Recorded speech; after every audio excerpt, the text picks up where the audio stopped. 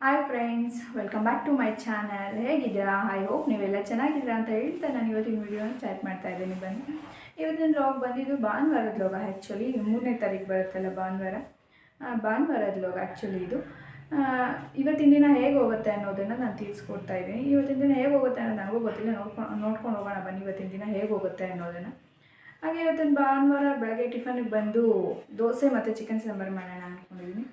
ದೋಸೆ ಮತ್ತು chicken sambar combination ತುಂಬ ಚೆನ್ನಾಗಿರುತ್ತೆ, ನನಗೆ ಇಷ್ಟ ಆಗುತ್ತೆ ಅದರಲ್ಲೂ ಪರ್ಸ್ನಲಿ. ಹಾಗಾಗಿ ನಾನು ದೋಸೆ ಮತ್ತು ಚಿಕನ್ ಸಾಂಬಾರನ್ನ ಮಾಡೋಣ ಅಂದ್ಕೊಂಡು ಮಾಡ್ತಾಯಿದ್ದೀನಿ. ಹಾಗೆ ನನ್ನ ಸ್ಟೈಲಲ್ಲಿ ಯಾವ ರೀತಿ ದೋಸೆ ಮತ್ತು ಚಿಕನ್ ಸಾಂಬಾರನ್ನ ಮಾಡ್ತೀನಿ ಅನ್ನೋದನ್ನ ತೋರಿಸ್ಕೊಡ್ತೀನಿ. ಮತ್ತು ಯಾರೆಲ್ಲ ನನ್ನ ವೀಡಿಯೋ ನೋಡ್ತಾ ಇರೋ ಪ್ಲೀಸ್ ಸಬ್ಸ್ಕ್ರೈಬ್ ಮಾಡ್ಕೊಂಡು ನೋಡಿ. ಹಾಗೆ ವೀಡಿಯೋ ಇಷ್ಟ ಆದರೆ ಒಂದು ಲೈಕ್ನ ಕೊಡೋದನ್ನ ಮರಿಬೇಡಿ. ಹಾಗೆ ವೀಡಿಯೋ ಬಗ್ಗೆ ನಿಮ್ಮ ಮನಸ್ಸಿಗೆ ಅಭಿಪ್ರಾಯನ ಕಮೆಂಟ್ ಬಾಕ್ಸಲ್ಲಿ ಕಮೆಂಟ್ ಮಾಡಿ ತಿಳಿಸಿ. ಹಾಗೆ ಏನಪ್ಪ ಅಂತಂದರೆ ಇವತ್ತು ಮಾರ್ಚ್ 3ನೇ ತಾರೀಕು ಎಲ್ಲ ಕಡೆಯೂ ಅಂಗನವಾಡಿಗಳಲ್ಲಿ ಪಲ್ಸ್ ಪೋಲಿಯೋ ಹಾಕ್ಸ್ತಾ ಇದ್ದಾರೆ.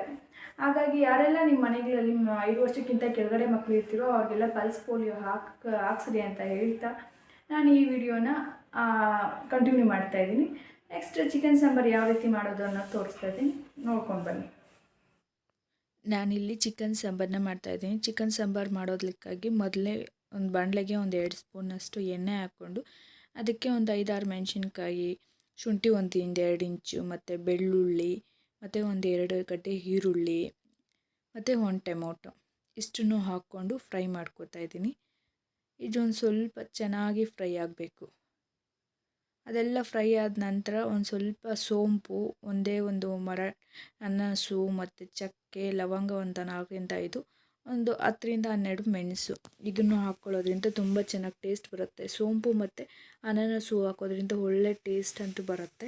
ಹಾಗಾಗಿ ಅದನ್ನು ಹಾಕ್ಕೊಂಡು ನೆಕ್ಸ್ಟ್ ಒಂದು ಇಡೀ ಆಗುವಷ್ಟು ಕೊಬ್ಬರಿನ ಹಾಕ್ಕೋತಾ ಇದ್ದೀನಿ. ಕೊಬ್ಬರಿನ ಹಾಕ್ಕೊಂಡು ಚೆನ್ನಾಗಿ ಫ್ರೈ ಮಾಡ್ಕೋತಾ ಇದ್ದೀನಿ. ಫ್ರೈ ಆದ ನಂತರ ಲಾಸ್ಟಲ್ಲಿ ಕೊತ್ತಂಬರಿ ಸೊಪ್ಪು ಮತ್ತು ಪುದೀನ ಸೊಪ್ಪು ಹಾಕ್ಕೋತಾ ಇದ್ದೀನಿ. ಮೊದಲೇ ಹಾಕ್ಕೋಬಾರ್ದು ಕೊತ್ತಂಬರಿ ಪುದೀನ. ಲಾಸ್ಟಲ್ಲಿ ಒಂದು ಸ್ವಲ್ಪ ಕೊತ್ತಂಬರಿ ಮತ್ತು ಪುದೀನ ಹಾಕ್ಕೊಂಡು ಒಂದು ಸ್ವಲ್ಪ ಬಾಡಿಸ್ಕೋತಾ ಇದ್ದೀನಿ ಅಷ್ಟೇ. ಅದನ್ನು ಇಲ್ಲಿ ಫುಲ್ ಫ್ರೈ ಮಾಡ್ತಾಯಿಲ್ಲ, ಒಂದು ಸ್ವಲ್ಪ ಲಾಸ್ಟಲ್ಲಿ ಹಾಕ್ಕೊಂಡು ಒಂದು ಸ್ವಲ್ಪ ಬಾಡಿಸ್ಕೊಂಡು ಮತ್ತು ಸೈಡ್ಗೆ ಇಡ್ತಾಯಿದ್ದೀನಿ. ಅದು ತಣ್ಣಗಾಗಲಿ, ಆಮೇಲೆ ಮಿಕ್ಸಿ ಜಾರ್ಗೆ ಹಾಕ್ಕೊಳ್ಳೋಣ. ನೆಕ್ಸ್ಟ್ ಇನ್ನೊಂದು ಕುಕ್ಕರ್ ಇಟ್ಕೊಂಡು ಕುಕ್ಕರ್ಗೆ ಒಂದು 3-4 ಸ್ಪೂನ್ ಆಗುವಷ್ಟು ಎಣ್ಣೆನ ಹಾಕ್ಕೋಬೇಕು. ಕುಕ್ಕರು ಫಸ್ಟು ಬಿಸಿ ಆಗಲಿ. ಕುಕ್ಕರು ಬಿಸಿ ಆದ ನಂತರ ಅದಕ್ಕೇ ಒಂದು 3-4 ಸ್ಪೂನ್ ಆಗುವಷ್ಟು ಎಣ್ಣೆ, ಚಿಕನ್ ಫ್ರೈ ಮಾಡಲಿಕ್ಕೆ ಸಾಂಬಾರಿಗೆ ಎಷ್ಟು ಬೇಕೋ ಅಷ್ಟು 3-4 ಸ್ಪೂನ್ ಬೇಕಾಗುತ್ತೆ. ಹಾಗಾಗಿ 3-4 ಸ್ಪೂನ್ ಆಗುವಷ್ಟು ಎಣ್ಣೆನ ಹಾಕ್ಕೊಂಡು, ಇಲ್ಲಿ ಕ್ಲಿಪ್ಪಿಂಗ್ಸು ಮಿಸ್ ಆಗಿಬಿಟ್ಟಿದೆ ಹಾಗಾಗಿ ಬಾಯಲ್ಲೇ ಹೇಳ್ತಾ ಇದ್ದೀನಿ. ಎಣ್ಣೆ ಕಾದ ನಂತರ ಈರುಳ್ಳಿ, ಸಾಸಿವೆ, ಕರಿಬೇವಿನ ಸೊಪ್ಪು ಹಾಕ್ಕೊಂಡು ಫ್ರೈ ಮಾಡಿ ಅದಕ್ಕೆ ನಂತರ ಚಿಕನ್ ಒಂದು 3-4 ಸರಿ ಚೆನ್ನಾಗಿ ತೊಳ್ಕೊಂಡು ಅದನ್ನು ಹಾಕಿ ನೆಕ್ಸ್ಟ್ ಉಪ್ಪು ಮತ್ತು ಅರಿಶಿನ ಪುಡಿ ಹಾಕಿ ಚೆನ್ನಾಗಿ ಫ್ರೈ ಮಾಡ್ಕೊಬೇಕು. ಚೆನ್ನಾಗಿ ಉರಿಬೇಕು, ಅದರಲ್ಲಿರೋ ನೀರಿನ ಅಂಶ ಎಲ್ಲ ಕಡಿಮೆ ಆಗಬೇಕು. ಆ ಥರ ಫ್ರೈ ಆದ ನಂತರ ನೆಕ್ಸ್ಟ್ ರುಬ್ಬಿಟ್ಕೊಂಡಿರೋ ಅಂಥ ಮಸಾಲೆ ಏನು ಈರುಳ್ಳಿ ಮತ್ತು ಟೊಮೊಟೊ, ಕೊಬ್ಬರಿ ಎಲ್ಲ ಹಾಕ್ಕೊಂಡು ಫ್ರೈ ಮಾಡಿಕೊಂಡು ಅದನ್ನು ರುಬ್ಕೊಂಡು ಅದಕ್ಕೇ ಒಂದು 2 ಸ್ಪೂನ್ ಚಿಕನ್ ಮಸಾಲೆ, ಒಂದು ಅರ್ಧ ಸ್ಪೂನ್ ಗರಂ ಮಸಾಲೆ, ಮತ್ತು ಒಂದು 2 ಸ್ಪೂನ್ ಧನಿಯಾ ಪುಡಿ ಹಾಕ್ಕೊಂಡು ರುಬ್ಬಿ ಅದನ್ನು ಚಿಕನ್ ಹುರಿದಿದ್ವಲ್ಲ ಆ ಹುರಿದಿರೋದಕ್ಕೆ ಹಾಕ್ಕೊಂಡು ನಮ್ಗೆ ನೀರು ಎಷ್ಟು ಬೇಕೋ ಅಷ್ಟು ನೋಡಿಕೊಂಡು ನೀರು ಹಾಕ್ಕೊಂಡು ವಿಸಿಲ್ ಹಾಕ್ಸೋದು, ಒಂದು 2 ವಿಸಿಲ್ ಹಾಕ್ಸ್ಕೋಬೇಕು. ನೆಕ್ಸ್ಟ್ ಆ ಕುಕ್ಕರ್ನ ಆ ಕಡೆ ಇಟ್ಟಿದ್ದೀನಿ ವಿಸಿಲ್ ಹಾಕಲಿ ಅಂತೇಳ್ಬಿಟ್ಟು. ಈ ಕಡೆ ಗ್ಯಾಸ್ ಮೇಲೆ ನಾನು ದೋಸೆ ಹಾಕ್ಕೋತಾ ಇದ್ದೀನಿ. ಸರಿ, ದೋಸೆನೂ ಸ್ವಲ್ಪ ಬೇಗ ಮಾಡ್ಕೊಂಬಿಡೋಣ ಅಂತೇಳ್ಬಿಟ್ಟು ದೋಸೆ ಮಾಡ್ಕೋತಾ ಇದ್ದೀನಿ. ಚಿಕನ್ ಸಾಂಬಾರನ್ನ ಆ ಕಡೆಗೆ ಇಟ್ಟಿದ್ದೀನಿ, ಅದು ವಿಸಿಲ್ ಬರ್ತಾ ಇದೆ. ಬರಲಿ, ಒಂದು 2-3 ವಿಸಿಲ್ ಬರಲಿ. ಹಾಗಾಗಿ ದೋಸೆನ ನಾನು ಬೇಗ ಮಾಡ್ಕೋತಾ ಇದ್ದೀನಿ.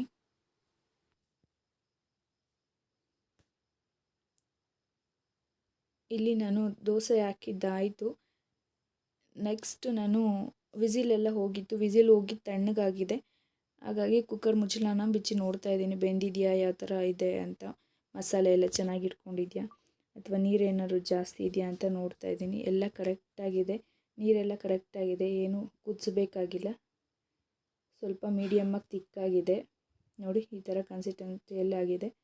ಟೇಸ್ಟು ಅಷ್ಟೇ ತುಂಬಾ ಚೆನ್ನಾಗಿ ಬಂದಿತ್ತು, ತುಂಬ ಅಂದರೆ ತುಂಬಾ ಚೆನ್ನಾಗಿತ್ತು ಟೇಸ್ಟು. ನೀವು ಒಂದ್ಸರಿ ಟ್ರೈ ಮಾಡಿ ನೋಡಿ. ಕಲರ್ಫುಲ್ಲಾಗಿ ದೋಸೆಗಂತೂ ತುಂಬಾ ಚೆನ್ನಾಗಿರುತ್ತೆ.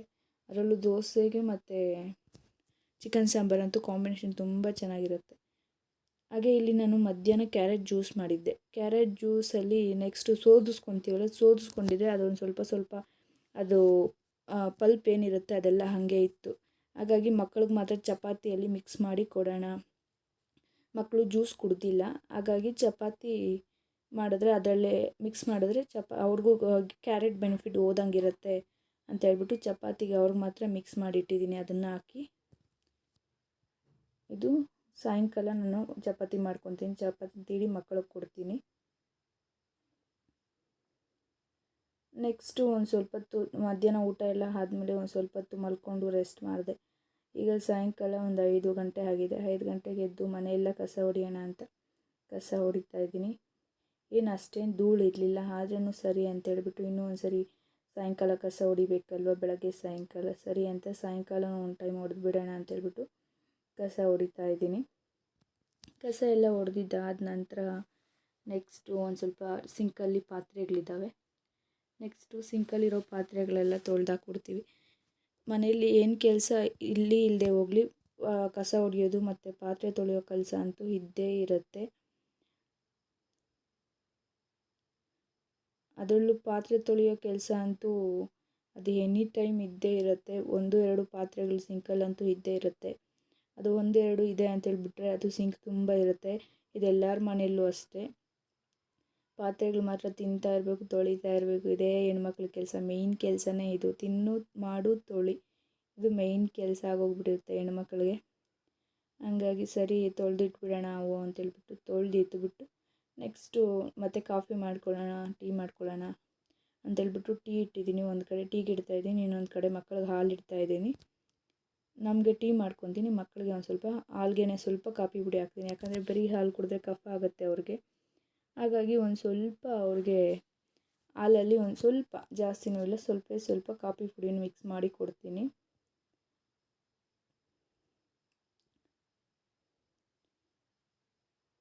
ನೋಡಿ ಇಲ್ಲಿ ಟೀಗೆ ಇಟ್ಟಿದ್ದೀನಿ, ಮತ್ತು ಹಾಲು ಕುದೀತಾ ಇರಲಿ.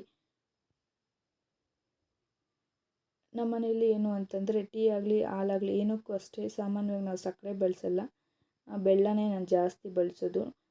ಹಾಗಾಗಿ ನಾವು ಬೆಲ್ಲದಲ್ಲೇ ಮಾಡ್ಕೊಳ್ತೀವಿ. ಸ್ವೀಟು ಅಷ್ಟೇ, ಅಥವಾ ಕಾಫಿ, ಟೀ ಯಾವಾಗಲಾದರೂ ಒಂದೊಂದು ಸಾರಿ ರೇರಾಗಿ ಬಳಸ್ತೀನಿ ಸಕ್ಕರೆ. ಅದು ಬಿಟ್ಟರೆ ಯಾವಾಗಲೂ ಅಷ್ಟೇ ಬೆಲ್ಲನೇ ನಾನು ಬಳಸೋದು. ತುಂಬ ಬೆಲ್ಲ ಹಾಕಿ ಮಾಡ್ಕೋತೀವಿ ಟೀ, ಕಾಫಿ ಯಾವಾಗಲೂ ಅಷ್ಟೇ. ಮಕ್ಕಳಿಗೂ ಹಾಲಿಗೂ ಅಷ್ಟೇ ಬೆಲ್ಲ ಹಾಕಿನೇ ಕೊಡೋದು ನಾನು. ನೆಕ್ಸ್ಟ್ ಟೀ ಕುದೀತಾ ಇರಲಿ ಅಂತ ಹೇಳ್ಬಿಟ್ಟು ಬಟ್ಟೆ ಮಡ್ಚ್ಕೊಂಬಿಡೋಣ. ಮಧ್ಯಾಹ್ನ ವಾಷಿಂಗ್ ಮಿಷಿನ್ಗೆ ಹಾಕಿದ್ದಿದ್ದು ಬಟ್ಟೆ ಎಲ್ಲ ಹಾಗೆ ಇತ್ತು. ಸರಿ ಬಟ್ಟೆ ಮಡ್ಚ್ಕೊಂಬಿಡೋಣ ಅಂತೇಳಿ ಬಟ್ಟೆ ಎಲ್ಲ ಮಡಚಿ ಇಡ್ತಾಯಿದ್ದೀನಿ. ಮಕ್ಕಳದ್ದು ಯೂನಿಫಾರ್ಮು ಎಲ್ಲ ಬಟ್ಟೆ ಒಗೆದಿರೋದೆಲ್ಲ ಹಂಗಂಗೆ ಇತ್ತು. ಸರಿ ಅಂತ ಹೇಳ್ಬಿಟ್ಟು ಮಡಚಿಟ್ಬಿಡೋಣ. ಟೀ ಕುದೀತಾ ಇರಲಿ, ಆ ಗ್ಯಾಪಲ್ಲಿ ಒಂದು ಸ್ವಲ್ಪ ಮಡಚಿಟ್ಬಿಡೋಣ ಅಂತೇಳ್ಬಿಟ್ಟು ಮಡಚಿ ಇಡ್ತಾಯಿದ್ದೀನಿ.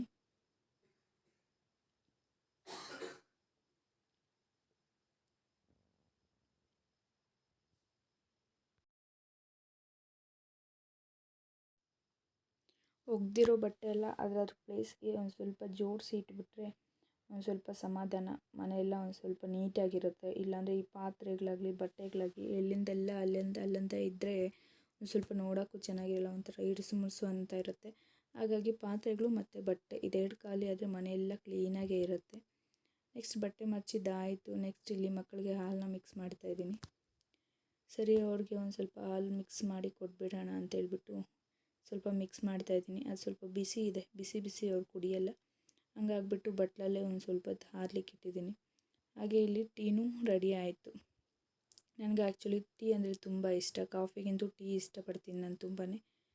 ಹಾಗಾಗಿ ನಾನು ಯಾವಾಗಲೂ ಟೀನೇ ಲೈಕ್ ಮಾಡ್ತೀನಿ. ಬೆಳಗ್ಗೆ ಟೈಮು ಒಂದು ಸ್ವಲ್ಪ ನಾನು ಚಿಯಾ ಸೀಡ್ಸು ಅದು ಹಾಕ್ಕೊಂಡು ಜ್ಯೂಸ್ ಕುಡ್ಕೋತೀನಿ. ಅದೇ ಸಾಯಂಕಾಲ ಟೈಮ್ ಒಂದು ಸ್ವಲ್ಪ ಟೀ ಮಾಡ್ಕೊಂಡು ಕುಡಿದ್ರೆ ನಂಗೆ ಸಮಾಧಾನ. ಒಂದು ಸ್ವಲ್ಪ ಆದರೂ ಟೀ ಹಿಡಿದ್ರೇ, ಇಲ್ಲಾಂದರೆ ಏನೋ ಒಂದು ಸ್ವಲ್ಪ ಟಯರ್ಡ್, ಒಂದು ಸ್ವಲ್ಪ ತಲೆನೋವು ಅನ್ನೋ ಥರ ಇರುತ್ತೆ. ಹಂಗಾಗಿ ಒಂದು ಸ್ವಲ್ಪ ಸಾಯಂಕಾಲ ನಾನು ಟೀ ಮಾಡ್ಕೊಂಡು ಕುಡಿತೀನಿ.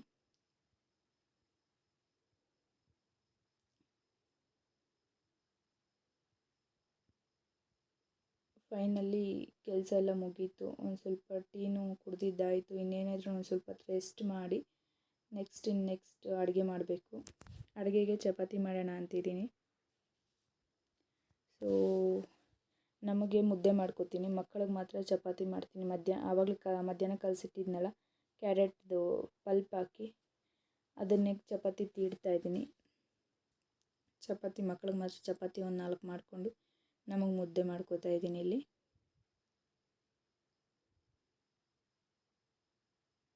ಕ್ಯಾರೆಟು ಮತ್ತು ಈ ಥರ ಬೀಟ್ರೂಟು ಅದೆಲ್ಲ ಜ್ಯೂಸು ಮಕ್ಕಳು ಕುಡಿಯೋಲ್ಲ. ಹಾಗಾಗಿ ನಾವೇನು ಮಾಡಬೇಕು ಅಂತಂದರೆ ಅದರಲ್ಲಿ ಒಂದು ಸ್ವಲ್ಪ ಪಲ್ಪ್ ಇರುತ್ತಲ್ಲ ಅದನ್ನ ಎತ್ತಿ ನಾವು ಚಪಾತಿ ಹಿಟ್ಟಿಗೆ ಕಲಿಸ್ಬೇಕಾದ್ರೆ ಆ ಚಪಾತಿ ಹಿಟ್ಟಿಗೆ ಈ ಬೀಟ್ರೂಟ್ ತುರಿ ಆಗಿರ್ಬೋದು, ಬೀಟ್ರೂಟ್ ಪಲ್ಪ್ ಆಗಿರ್ಬೋದು ಅಥವಾ ಕ್ಯಾರೆಟ್ ಪಲ್ಪ್ ಆಗಿರ್ಬೋದು, ಈ ಥರ ಏನೆಲ್ಲ ಪಲ್ಪ್ ಸಿಗುತ್ತೋ ಅದು ತಿಂದೇ ಇರುತ್ತೋ ಅದನ್ನು ಒಂದು ಸ್ವಲ್ಪ ಚಪಾತಿ ಹಿಟ್ಟಲ್ಲಿ ಮಿಕ್ಸ್ ಮಾಡಿಬಿಟ್ಟು ಮತ್ತು ಪಾಲಕ್ ಸೊಪ್ಪು ಈ ಥರ ಎಲ್ಲ ಚಪಾತಿ ಹಿಟ್ಟಲ್ಲಿ ಮಿಕ್ಸ್ ಮಾಡಿಬಿಟ್ಟು ಅವ್ರಿಗೆ ಚಪಾತಿ ಮಾಡಿಕೊಟ್ರೆ ಚಪಾತಿನ ತಿನ್ಕೊತಾರೆ. ಹಾಗೆ ಅದ್ರ ಬೆನಿಫಿಟ್ಸು ಅವ್ರಿಗೆ ಆರೋಗ್ಯದ ಗುಣಗಳು ಮತ್ತು ಎಲ್ಲನೂ ಮಕ್ಳಿಗೂ ಹೋಗುತ್ತೆ. ಅದೇ ಜ್ಯೂಸ್ ಮಾಡಿಕೊಡ್ತೀನಿ ಅಂತಂದರೆ ಅವ್ರು ಕುಡಿಯೋಲ್ಲ, ಬೇಡ ಚೆನ್ನಾಗಿಲ್ಲ ಅಂತ ಹೇಳ್ತಾರೆ. ಹಾಗೆ ಜ್ಯೂಸ್ಗಳು ಮಾಡಬೇಕಾದ್ರೆ ಆದಷ್ಟು ಸಕ್ಕರೆ ಹಾಕ್ಬೇಡ್ರಿ, ಸಕ್ಕರೆ ಹಾಕ್ದೇ ನ್ಯಾಚುರಲಾಗಿ ಮಾಡ್ಕೊಂಡು ಕುಡೀರಿ. ನೋಡಿ ಇಲ್ಲಿ ಚಪಾತಿನೂ ಸುಡ್ತಾಯಿದ್ದೀನಿ. ಚಪಾತಿನೂ ಇನ್ನೇನು ಆಯಿತು. ಸೊ ನೈಟ್ಗೆ ಅಡುಗೆನೂ ಎಲ್ಲ ಮುಗೀತು.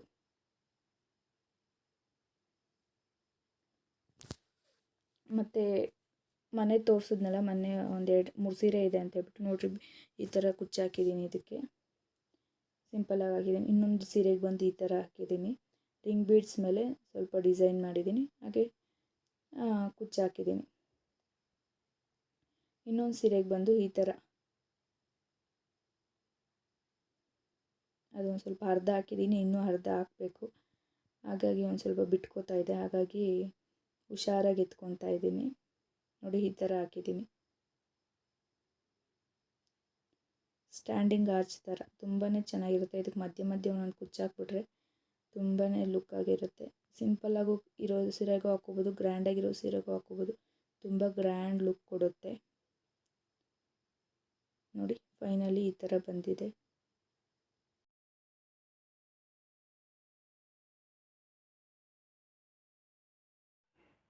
ನೋಡಿದ್ರಲ್ಲ ಫ್ರೆಂಡ್ಸ್, ಇವತ್ತಿನ ವಿಡಿಯೋ ಇದಾಗಿತ್ತು. ಈ ವಿಡಿಯೋ ಇಷ್ಟ ಆಯಿತು ಅಂದ್ಕೊಂಡಿದ್ದೀನಿ. ಎಲ್ಲರಿಗೂ ಇಷ್ಟ ಆದರೆ ಗೊತ್ತಲ್ಲ, ಒಂದು ಲೈಕ್ನ ಕೊಡೋದನ್ನ ಮರಿಬೇಡಿ. ಹಾಗೆ ವಿಡಿಯೋ ಬಗ್ಗೆ ನಿಮ್ಮ ಅನಿಸಿಕೆ ಅಭಿಪ್ರಾಯಗಳನ್ನ ಕಮೆಂಟ್ ಬಾಕ್ಸಲ್ಲಿ ಕಮೆಂಟ್ ಮಾಡಿ ತಿಳಿಸಿ. ಹಾಗೆ ಯಾರೆಲ್ಲ ವಿಡಿಯೋನ ಸಬ್ಸ್ಕ್ರೈಬ್ ಮಾಡ್ಕೊಳ್ದೆ ನೋಡ್ತಾರೆ ಪ್ಲೀಸ್ ಸಬ್ಸ್ಕ್ರೈಬ್ ಮಾಡ್ಕೊಂಡು ನೋಡಿ. ಇನ್ನೂ ಹೆಚ್ಚೆಚ್ಚು ವಿಡಿಯೋಗಳನ್ನ ಮಾಡಲಿಕ್ಕೆ ನನಗೆ ಮೋಟಿವೇಶನ್ ಸಿಕ್ಕಾಗುತ್ತೆ. ಹಾಗೆ ನನ್ನ ಹೆಸರು ಬಂದು ಅಶ್ವಿನಿ. ಎಷ್ಟೋ ಜನಕ್ಕೆ ನನ್ನ ಪರಿಚಯ ಇರಲ್ಲ ಇರ್ಬೋದು. ಹಾಗಾಗಿ ನನ್ನ ಹೆಸರು ಬಂದು ಅಶ್ವಿನಿ. ನಾನು ಬಂದು ಬಂಗಾರಪೇಟೆಯಲ್ಲಿದ್ದೀನಿ. ಹಾಗೆ ಯಾರೆಲ್ಲ ಬಂಗಾರಪೇಟೆಯಿಂದ ನನ್ನ ವಿಡಿಯೋ ನೋಡ್ತಾಯಿದ್ರೋ ಕಮೆಂಟ್ ಬಾಕ್ಸಲ್ಲಿ ಆಯ್ ಅಂತ ಮಾಡಿ, ಇಲ್ಲಾಂದರೆ ಐ ಆಮ್ ಫ್ರಮ್ ಬಂಗಾರಪೇಟೆ ಅಂತ ಕಮೆಂಟ್ ಮಾಡಿ. ಸೊ ಎಲ್ಲ ಕೆಲಸ ಮುಗಿಯಿತು. ಇನ್ನೇನಿದ್ರು ಒಂದು ಸ್ವಲ್ಪ 2 ಸೀರೆ ಕಂಪ್ಲೀಟ್ ಆಗಿದೆ. ಇನ್ನೊಂದು ಸೀರೆ ಆಫ್ ಹಾಕಿದ್ದು, ಇನ್ನೊಂದು ಆಫ್ ಹಾಕಬೇಕು. ಅದನ್ನು ಕಂಪ್ಲೀಟ್ ಮಾಡಿದ್ರೆ ಎಲ್ಲ ಕೆಲಸ ಎಲ್ಲ ಮುಗಿಯುತ್ತೆ.